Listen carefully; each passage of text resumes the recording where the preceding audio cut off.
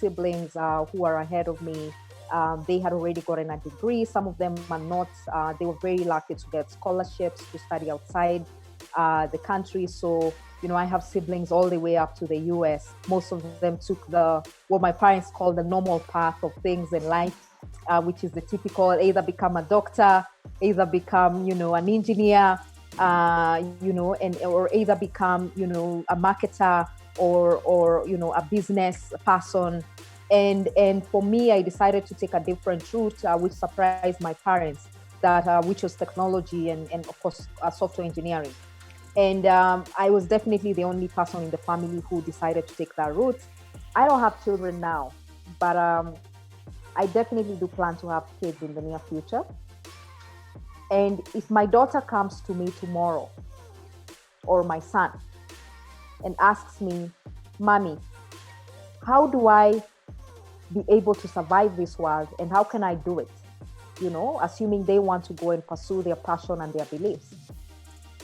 I want to wake up and tell my kids that if I did it, you can do a better job than me. Welcome to Seedstars podcast. Seedstars is an organization that aims to have an impact in emerging markets by supporting the local entrepreneurs, investing in their ventures, but also sharing their story globally because we really believe they are the true heroes. We'll be listening to them and other thought leaders and disruptors that are really shaping the future of tomorrow. And we hope that together we can build a sustainable impact. Hello and welcome to this episode of the Seedstars podcast. I'm your host, Pete Craig. And after 30 years in business, many of those working with startups, I now work with startup teams and visionary leadership teams to help them accelerate their potential, accelerate their growth, and perhaps most importantly, accelerate their impact in their industry. And it's that piece, it's the impact piece that really drew me to Seedstars in the first place and wanting to work with them and wanted to support them in this project. The impact that they have in the emerging markets and supporting entrepreneurs in those sectors, I think is incredible. And I want to do everything that I can to support that and to help grow entrepreneurship in those regions and encourage people to develop themselves as entrepreneurs. And in that light, I'm really excited to welcome to the show today someone who not only is an award-winning author and innovator, spent 10 years as a fintech innovator, an entrepreneurship leader within Africa, working for multinationals, including Coca-Cola, before starting her own startup, which in 2015 was actually acquired. So she's now a serial entrepreneur. And as if that wasn't enough, she's been awarded the top 40 under 40 women in Kenya. She was also listed on the Forbes 30 most promising young African entrepreneurs. It's a real pleasure to welcome today's show the founder and CEO of Pezesha, Hilda Moraa. Sorry, Hilda. I just had to check the name there, and I hope I've pronounced that right. So yes, thank you very much. And you've definitely pronounced my second name right, compared to so many people who try and pronounce it. Let me even start with an icebreaker. So cool. my second name is Moraa, and my surname is Moraa. So right, there's a lot of confusion because they're almost similar. Yeah. And people keep on asking me, even in my passport when I go to the airport, are you having the same names? Step aside. And only to realize they're actually not the same names. The only difference between the two is an R and an A, and a double of them. So yeah. It's quite interesting when I experienced that. So anyway, that's one of the things that keeps me excited about how my parents came up with my names. Cool, excellent. Thank you for having me. It's a pleasure. So let's start there. I'm really interested with all entrepreneurs to understand what led them on that path. So how did your journey start? And I know we talked a little bit about this just pre-recording. So tell us a little bit about your background and first of all, where you're from. Yeah, I'm from Nairobi, Kenya. I was born and raised in Nairobi, started in my journey here as well. I was raised in a family of 8 children. one mother, one father, where, we grew up in a very small town estate. And really it was in the Eastlands where really the slums is. And I kind of like, saw what it was to be in an environment congested, a lot of many people, while my parents tried to bring all of us, 8 kids, give us the best education, the best life. And it was very, very impressive how they were able to do it. And up to date, I mean, I still can't be able to really put together, how they were able to give all of us 8 kids the best of the best. Yeah. So I grew up in Nairobi, and I was able to see. I haven't really seen the entire city yet, but I have mainly the reason being an entrepreneur throughout my life.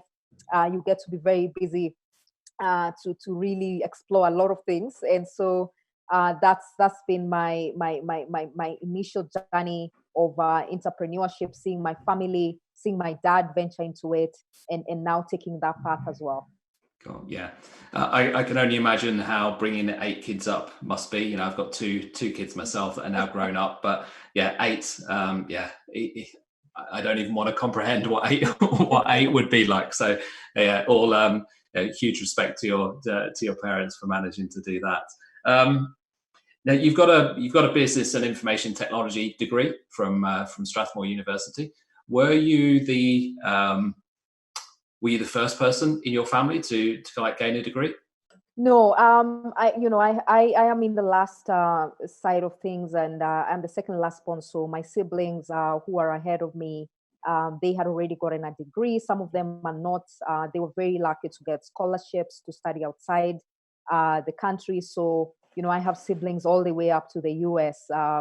And most of them went there because of scholarships and study, and they have settled in those countries.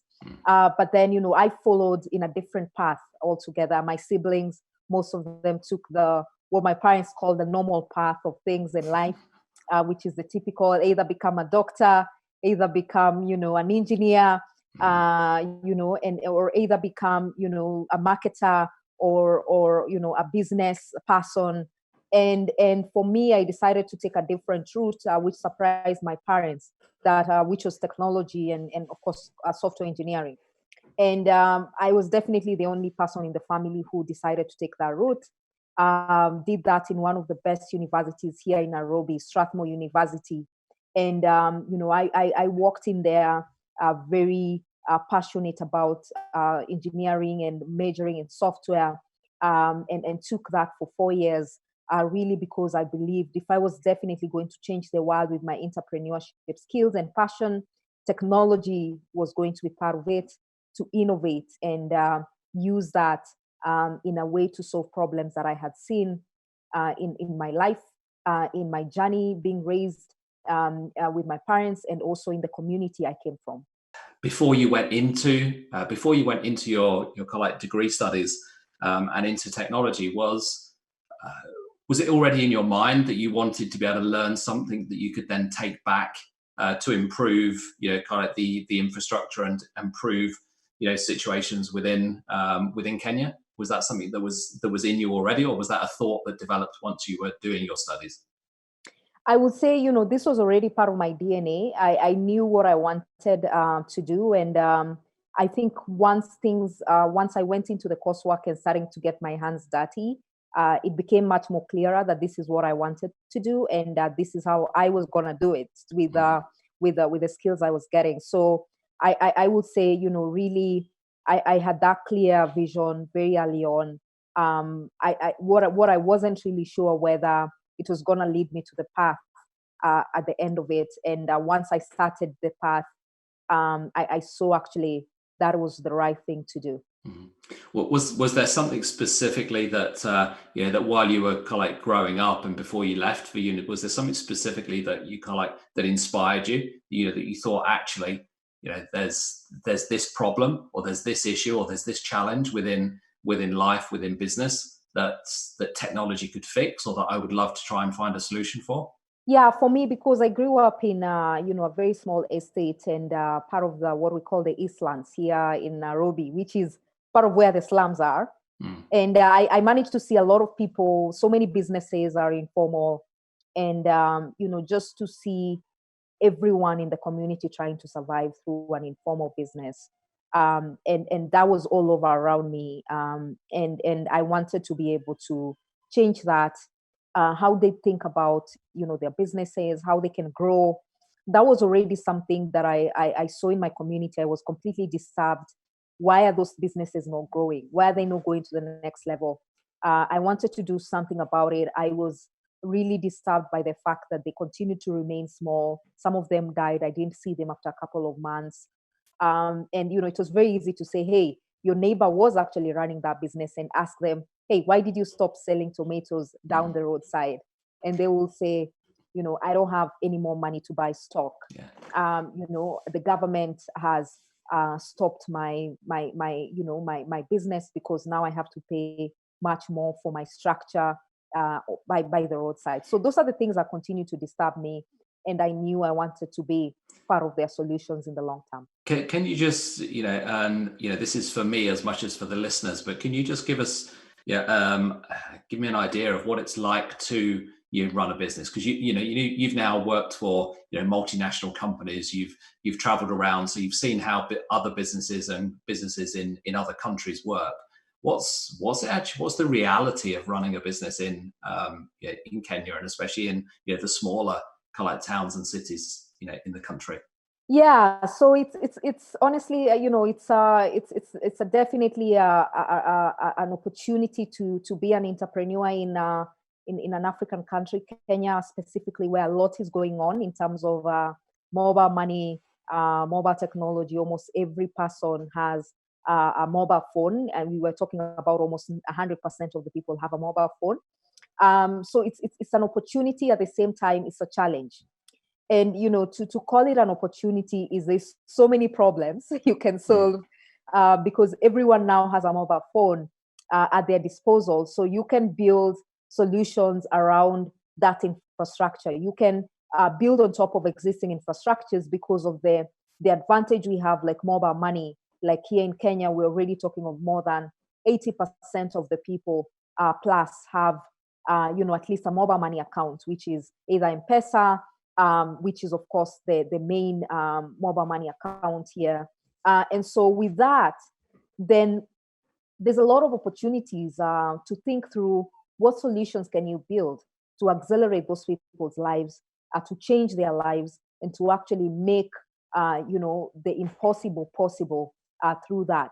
And then the challenge comes in really helping those solutions to be impactful. To get those solutions on the hands of those people you're solving for, to educate them to understand the value of those solutions, and of course, to even make those solutions survive. There is quite a bunch of challenges I can talk about. Yeah. So as I'm clear, primarily payments, purchases, and businesses run through mobile phones.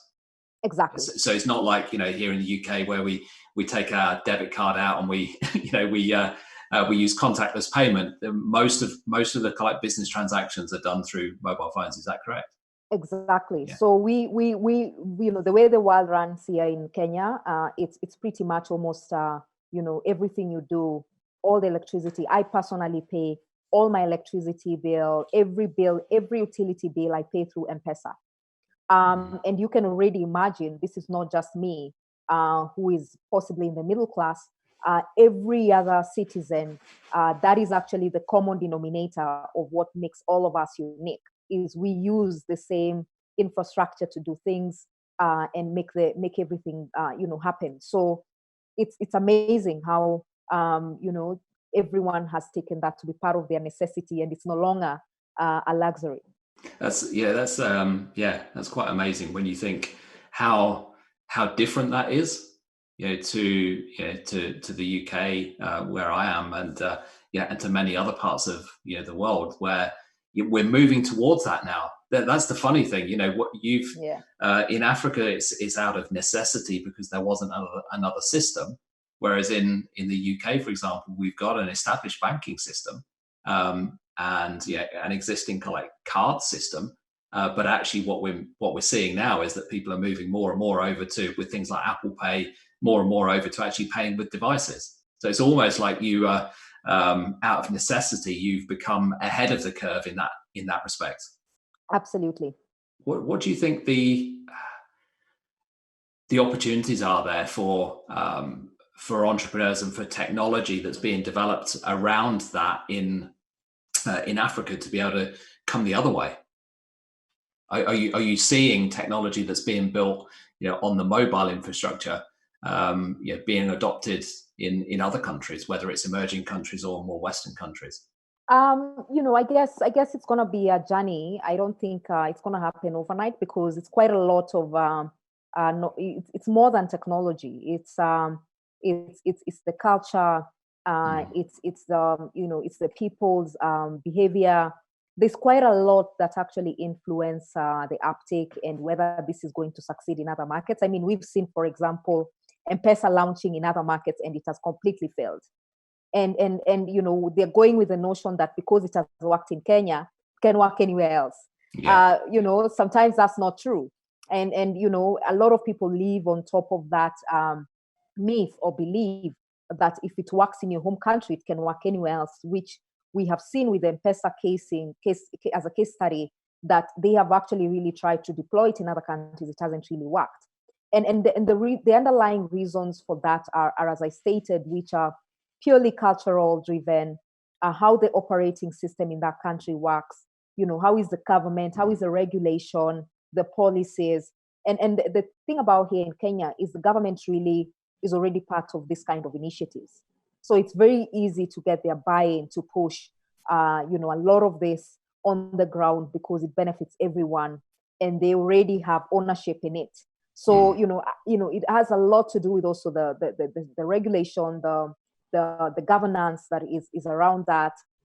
And so with that, then I can only say that, it has to be tried and tested to understand whether it's going to work, at least for Western countries.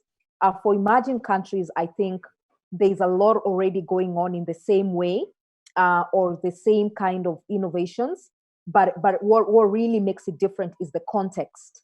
So you will find, for example, in Asian countries and many others, that they have their own mobile money way of doing things. Yeah. And so what really makes the difference between them and Kenya or M-Pesa is just a context perspective, and looking at it from that point and saying, what is the behavior of these people, where are they coming from, and how are they using it? I think that's always the thing that I love about technology that comes from emerging countries, is that more often than not, the technology is actually something that serves a real purpose. It's actually solving a real problem, which kind of ties into what you were just saying about this being something that's adopted socially. It's actually part of the fabric of the country. It kind of runs right throughout, from government to to small business owners, to throughout education, and it's almost kind of like embedded in the country, rather than it being someone trying to use technology to solve a problem that doesn't really need solving. Yeah, I always say this, that in this kind of scenario, even with M-Pesa story being successful, technology is just 5% of the solution. The 95% is really that they understood the social behavior of people, and they managed to build the agent networks. They set it up very well. They went down to my grandmother, who was now able to send money to us in Nairobi, or we can send money to her.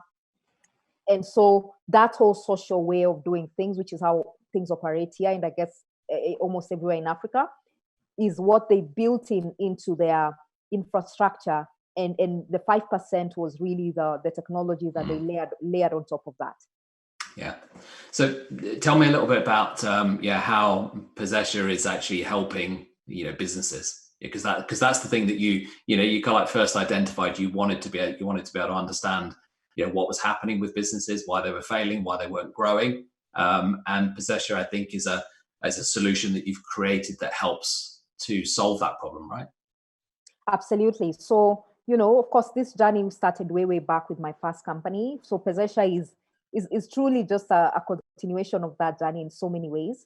And the reason why we look at it as a continuity already the work, I personally have done in the past with the people I'm already even with in the company. Some of them have been in the provision of solutions for small businesses.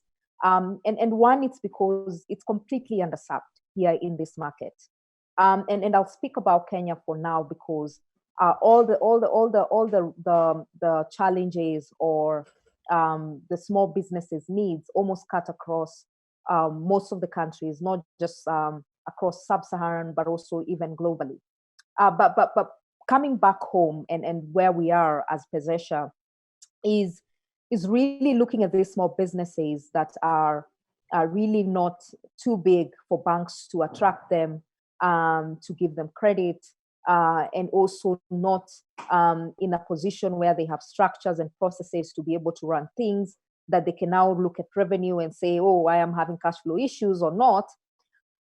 It's then completely small businesses that do not have those structures, do not understand, how to manage their businesses well, and also cannot be able to find credit to grow to the next level, even when they have some form of formality that takes them to the next level, and on a day-to-day basis they can survive. Sorry. I just want to say, yeah, how big a problem is kind of credit scoring and that within the African regions? Yeah, so we're talking about in Kenya we're talking about a $19 billion financing gap for these businesses. Wow. And these are millions of businesses that are actually in that space here in Kenya. In Africa, we're talking of a $320 billion financing gap, and this is just what we know. So there's quite a lot we don't know in that space because it's also very hard to get data in that space. And so what we know is, to the billions of dollars of financing gap is definitely one of the reasons why these businesses are dying. Like in Kenya, we're talking of more than 400,000 businesses dying every year because of lack of financing gap to grow to the next level.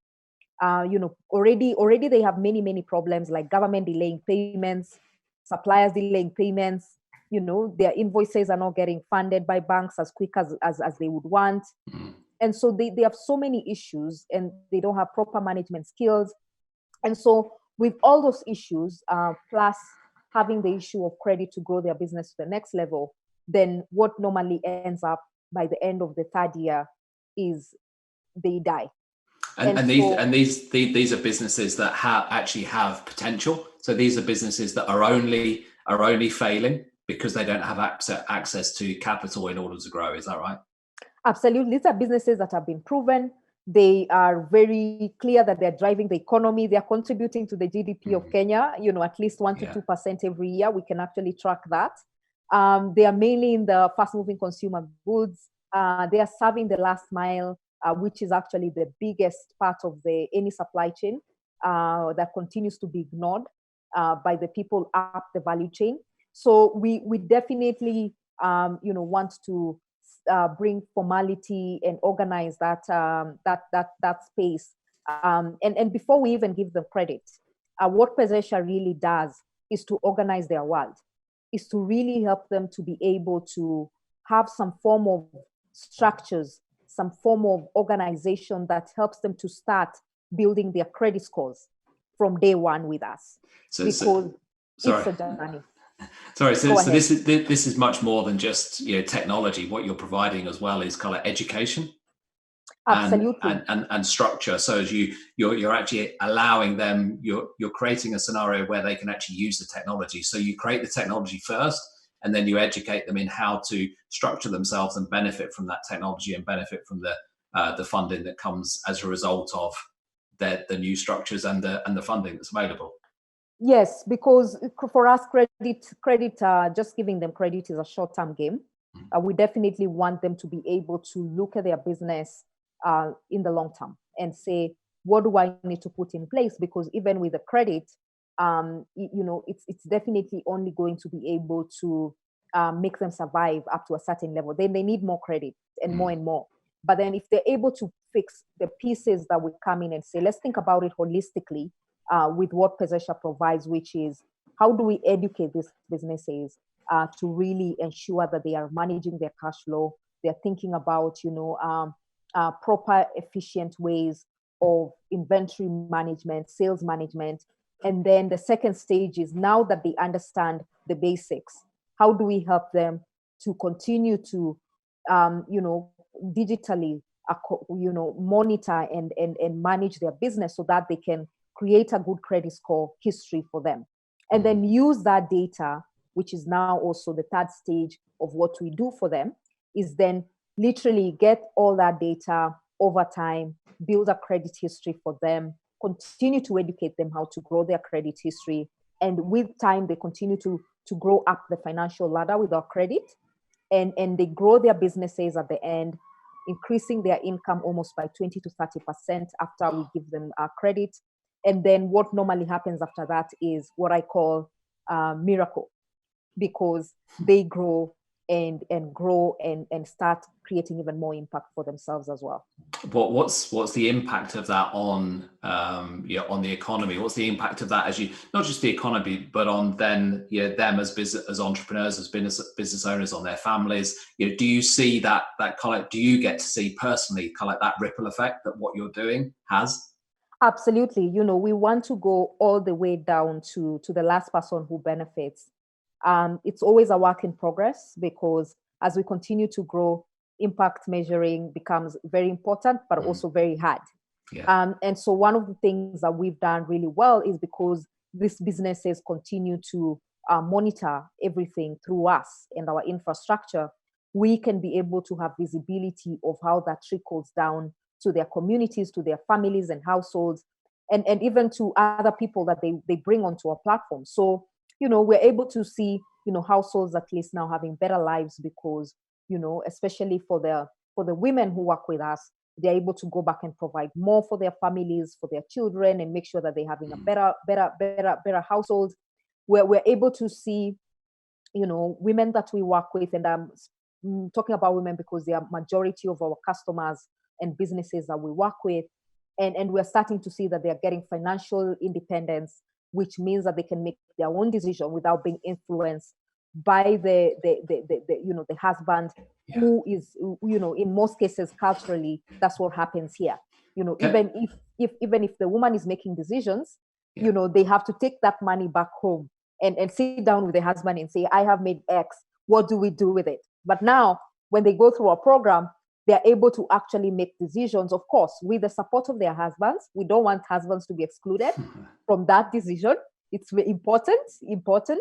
But then we want them to also be able to say, hey, what do I need to do to increase my own wealth, and the wealth of my family, and make decisions that are actually going to contribute to the wealth of everyone, including what the husband brings on the table. And we're starting to see more of that. Can I just want to bring you back to a point, because that's really interesting, because you said the majority of the people that you work with are women. Exactly. And is it common that the majority of entrepreneurs in Kenya specifically are female? Well, I mean, if you're talking about technology, we are only a handful. And so, and maybe that's a topic for another day, another podcast. But, we still have a very big gap in STEM related matters, that is sciences, technology, and all that. But then when we talk about informal businesses, absolutely, I think it's a 50-50 balance, where we will see, women already have taken a very big step in informal businesses, because majority of those businesses are very close to their homes. So they don't have to walk very far or go miles and miles to report to work. So you'll find in a community, women are actually setting up those informal businesses just right outside their houses. And so it's much more easier for them to do that, as their men or husbands go very far off to look for formal jobs. And so typically it will be a lot of women doing the kind of last mile businesses that we're targeting. But also we're starting to see, because things are changing very fast in this economy, we're also starting to see a lot of men really coming into that informal sector, because that is actually where majority of the people are going now, because of the huge unemployment rate in Kenya, and I guess across Africa. Are there any kind of like, social challenges? Are there any social kind of resistance to to kind of like women in business? So I would say, of course, culture is definitely going to play its role in most cases, where, as a woman, you're meant to be staying at home. You're meant to be taking care of the kids and cooking for your husband, and making sure that the household is organized and everyone is happy. Well, while that is true and still continues to happen in most communities here in Kenya, I think because of the power of technology and mobile money, and the fact that we as Kenyans have really adapted things very fast, and innovation becomes almost part of our way of doing things, just because M-Pesa has shown the success that it has. And so we're very quickly to adapt new technology and take up new innovative ideas, even at the lowest level of the community. And because of that, and continuously changing over time, and now the power of smartphones being in the hands of many people here in Kenya, we're starting to see the social tension or any impact of women not being interested in doing business or being entrepreneurs is starting to change very slowly. And I would also say that now that we're getting more women coming into entrepreneurship, and we're starting to see success stories, even within the community, more women are now being motivated to also start to think of entrepreneurship seriously. So I wouldn't say we are there yet. There's still a lot of social influence, and stigma and mindset that we need to change. And culture, of course, is playing a big role. But I think once you start moving away from the rural and coming towards Nairobi, it's not the same. And so we really want to change that mind shift and start to make more businesses, at least for Pezesha. We're going down to the rural communities to get to acquire those businesses there. We're already working with a lot of businesses outside Nairobi. So that already in itself, we expect should create stories in those communities, which should be an example that because of the women we have empowered with our credit and they have grown, other women in the community will have more power to believe that they can actually do the same and also succeed. How big a part does education play in this? At a young age, so not just the existing businesses, and how big a part does your book kind of like play in that role? So for educating both the children that are coming through, but also educating and informing other female entrepreneurs. How big a part does that play? Yeah, so I will say, it's a very collaborative effort, because we can't get to everyone in the community. So we've partnered with a lot of community leaders, partnered with a lot of businesses already that are working with these small businesses, or institutions that are working with these small businesses. And so we intentionally do that for them to be able to spread their network, and work with us to be able to reach to as many people as possible and educate them about our financial education, and also how credit can be of help to their businesses. Already, even if I were to go back a bit, the education system here in Kenya is very traditional and not practical. And so there's still a big gap, even from an early age, where young people are expected to get a lot from the education system by itself, which is not going to happen. And so, that change is possibly going to happen maybe in the next decade. It hasn't happened now. And so we expect the mindset, the way things are run, practicality of innovations is not going to be taught in schools, but it's going to be taught outside schools, with institutions that can actually do that in a practical sense, in a more what I call contextual sense, because there's quite a lot of issues that could still make it not happen even within a certain community because of cultural issues. But then with all that that is coming with technology and mobile money and mobile phone at the handset of at the disposal of everyone, at least here in Kenya, it makes it possible to educate people. It makes it possible to help them to understand why they should endeavor to financially educate themselves and to pursue businesses. Because just with a mobile phone, for example, Pezesha sends you financial education tips, which women can subscribe to and choose the modules they want to, and they get educated from their mobile phone, from where they are, whether they have a smartphone or not, they receive the tips. And with that, then they also have what we call here in Kenya, chamas. So chamas are social groups that come together with a common goal of saving every month. Doesn't matter where you come from here in Kenya, and I guess across Africa, you belong to a chama if you don't belong to a club. Yeah. It is your club in your community. Even I belong to a chama. Where I sit and what I do, I have a chama. My mother has a chama. My grandmother has a chama.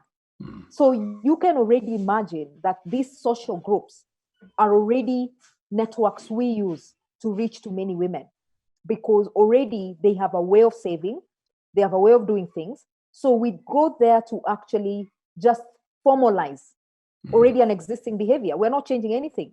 So it's really important that we've relied on these existing networks without reinventing the wheel. And it has worked so far. And it's the reason why we have so many young businesses coming to us and saying, hey, if you can empower me with everything in your network, I definitely see that I will be able to create more wealth for my family, myself, and the entire community I come from. Just explain to me again what, so a Chama is essentially a savings club? Yes, it's like a social saving club for the informal sector, but everyone, whether you're informal or not, you still are part of a Chama here in Kenya. Whether you're a high net worth individual, you still belong to one. And how does that work? I'm being I've never heard this before. So who controls that? What does that money get spent on? Yes. So basically, what happens is we decide let's say we come together, we bring 4 more other people in our community, and most probably we go to the same church, and so we come together and say, hey, we need more money to survive this crazy life. It's very, very hard. And so we come together and say, each month we're going to be saving each of us $50, which is 5,000 Kenya shillings. And so what happens is we all contribute $50, and there's normally a treasurer. So like, for example, I am the treasurer in my Chama, I'm really excited that they trust me that much. And so the treasurer, it's the work of the treasurer who's appointed by the members to then collect all the monies, and the members vote who is the first person to receive the money. And then it becomes a rotational what we call merry-go-round, where every person will get their turn to receive the entire contribution from all the members. And then that contributes to their, usually in most chamas, especially the informal ones, they don't dictate what the purpose of the money should be. Whoever who receives the money has possibly other needs, let's say household needs, emergency needs, school fees needs, and most of the time it's a family. So they go and actually use the money to fulfill that. In cases where you move up the ladder, middle class, the money is used for investment. So like, for example, for my Chama, when we contribute, of course, much more, and we use the money to do investments in different asset classes, including investing in Pezesha. And so we invest in Pezesha, and we invest in small businesses because we want them to succeed. We call it the Kenyan to Kenyan way. Yeah. And so when you go high level, it's still investments and many, many other things that can be used in that money. So it's the group to define and decide the objective of how they want the money to be used. And as long as there is the rule of the majority, it passes. Yeah. So if we all decide we want to use the money to go to Hawaii every year, then usually most of the chamas, they don't do that. Most of the money goes back to their community, or it goes back to something purposeful. And it's from culture, isn't it? So essentially, everything that you've built with Pezesha is kind of like just an overlay of an existing cultural habit or a cultural behavior. Absolutely. And as I Yeah. said, we believe in contextualizing an existing behavior. And so we've really had a lot of success to convince those social groups to be either our customers or to be our partners. What's the future? The future for your business? Where do you see it going in the next 1, 2, 3 years? Well, I mean, there's a lot of possibilities, but what we really want to be is really the one-stop shop for small businesses. We want to help the small businesses because we believe they're the backbone of Kenya's economy. They're the backbone of Africa's economy, because our dream is not only to be in Kenya. This is a problem and the challenge we are solving in Pezesha, which is to help small businesses that are underserved to be able to access credit, affordable credit. We want to be able to cut this across Africa and provide our entire infrastructure for these small businesses to be able to come to and actually find everything they need, not just credit. They can save with us. They can be able to find suppliers. They can be able to grow their business to the next level because of the skills and the tools we give them through our infrastructure. And so we're thinking about wealth. We're not just thinking about credit. Yeah. So at the end of that journey, we are envisioning a wealth creation path for our customers, for our partners, and also for the business, because that is what we are ultimately chasing. Because if we can turn credit to wealth, we are impacting many, many economies and households, but we are also impacting generations that will actually continue to empower, and actually grow that wealth to something bigger, which absolutely leads the economy to be a better, healthy economy, generating, much more bigger GDPs that actually makes Africa a better place for everyone, because those businesses are going to be where the jobs for the youth are going to come from.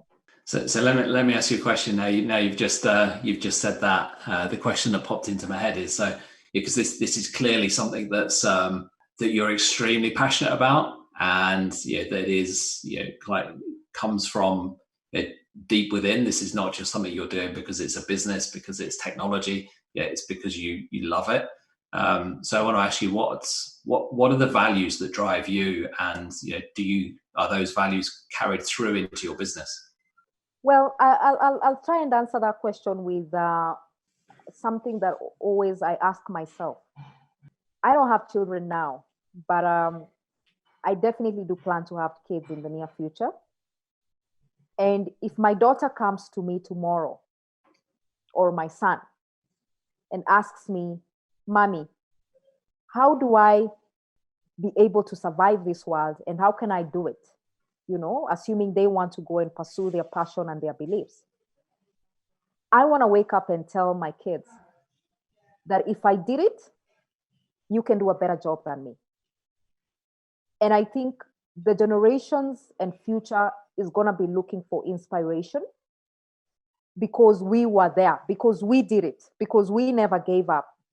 In moments of crisis like now, we were able to stand up and still make our businesses survive. And I believe if we can be able to build businesses that are based on purpose, which is why I'm doing this, they have a much more long-term view to survive crises and anything else, for generations to be inspired and actually build much more better businesses that stand and build more jobs for the youth, to then continue with the work that we started and the legacy that we left. So for me, it is more than just running a business. It is for my children to be able to be inspired, for the generations to know that it is possible as a woman, as an African woman, to stand up, do something that is going to change the world, no matter how small it is, but it's going to leave a legacy to inspire more people to actually come back and do much more better than I did, because we tried and we never gave up on ourselves. So I hope I have answered your question. You're one of Seedstars' heroes, Hilda. So I'm interested to know, who are your heroes, both personally and in business? Yeah, so I mean, I would say, like for me, like it's interesting because, my heroes are, some of them are here back at home. I'm really inspired by, people who've done it here locally. I think if you can crack it in Kenya, it's a very tough market as people think it's easy. It's really tough. And so I'm really inspired by, Peter Njonjo, who runs Twiga Foods here in Kenya. Really built a very big distribution business. We both worked for Coke, so we understand how last mile distribution is very important. And so he's been able to build, a business that can feed people, can feed farmers and make farmers grow. I'm really inspired by that. I'm also really inspired by my team, and of course, they keep me awake at night to make sure that we execute, because it's going to be about people.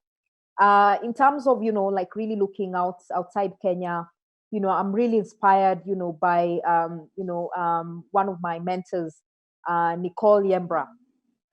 He started a VC fund in Nigeria, which is an interesting market altogether. Yeah. And, he's been at the top of, really building successful businesses. He's now running a fund, and he's really a rock star in making people believe that it's possible to do the hard things, which is exactly what Pezesha is doing, the hard things. And if no one is going to do the hard things, then if we are not going to do the hard things, then I don't think anyone will, because we are the right people to do it. So I would say for now, those are my inspiration. And of course, not to forget my mom and dad, because they are the ones who introduced me to this entrepreneurship journey. And I saw it in them. Raising 8 kids is no joke. And really providing them with their entrepreneurship, outcomes and rewards, was really impressive for me to take that forward in my journey, and actually to be able to say that it's possible to actually build a successful business in Kenya and in Africa. Hilda, it's been an absolute pleasure to speak to you today. I hope everyone that's watching and listening has enjoyed it as well. Thank you so much for joining us on this Seedstars podcast. And if you've enjoyed this one, then please do tune in and check out some of the other podcasts as well. Hilda, thank you so much. Thank you very much. Thank you for listening to our hero's journey, and subscribe now for more stories on Seedstars podcast.